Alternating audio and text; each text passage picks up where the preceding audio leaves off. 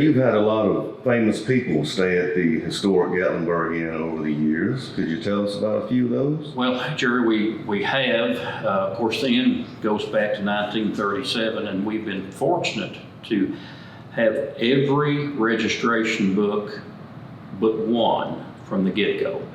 And our book started in 1939. And after we took over operation of the inn, we went through the books and tried to update, and we knew a lot of people that had stayed here, but we didn't know them all and still don't. The registration books don't have addresses, but they do have names. One of the most interesting ones we found that we had not heard of was Kurt Vonnegut. Kurt Vonnegut's a famous author, wrote the book Slaughterhouse 5 years ago. And we did our research, and apparently he stayed here when he was in the military in Knoxville at UT in 1945. Now, we know it was him because there's not many Kurt Vonneguts. But we found people like Duncan Hines. A lot of younger people think Duncan Hines is simply a cake mix, but Duncan Hines was from Bowling Green, Kentucky. He was a traveling salesman, and he started making note back in the 1930s of interesting places and good places to eat and sleep. And he wrote little books. And we're in his book. He gave the Gatlinburg Inn a good recommendation. And we're honored to have him here. I think of two of the more famous guests that were here, and according to my Aunt Wilma, two of the nicest. Liberace. Liberace came in for a concert in Gatlinburg, which was held at the Hunter Hills Theater, and we'll talk about the Hunter Hills Theater later sometime.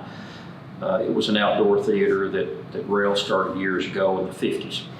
Liberace came in, and I think tickets were $3.50 to see Liberace. Now, if you don't know who Liberace is, look it up. A lot of you younger people don't.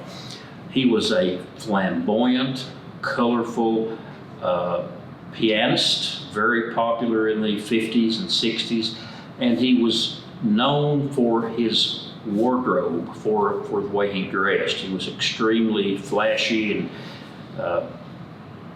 graceful, an interesting fellow.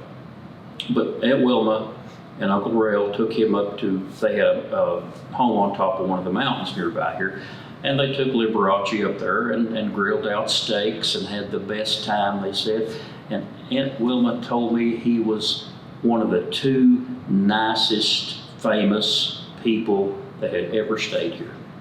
She just thought the world of him. The other one might surprise you a little bit, and all sports fans have heard this name, Pistol Pete Maravich.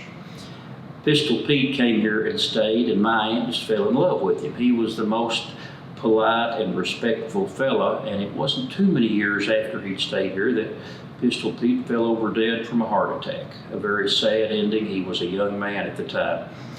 But Pete Maravich was an extremely well-mannered fella, and Wilma thought the world of him. So many people are on the wall out here, and we'll go by and we'll see younger people trying to figure out who people are. We've never labeled the photographs. We could, and we may, but as of yet, we've not identified people. But in their day, some of those people on the wall were about as famous as any entertainer in America.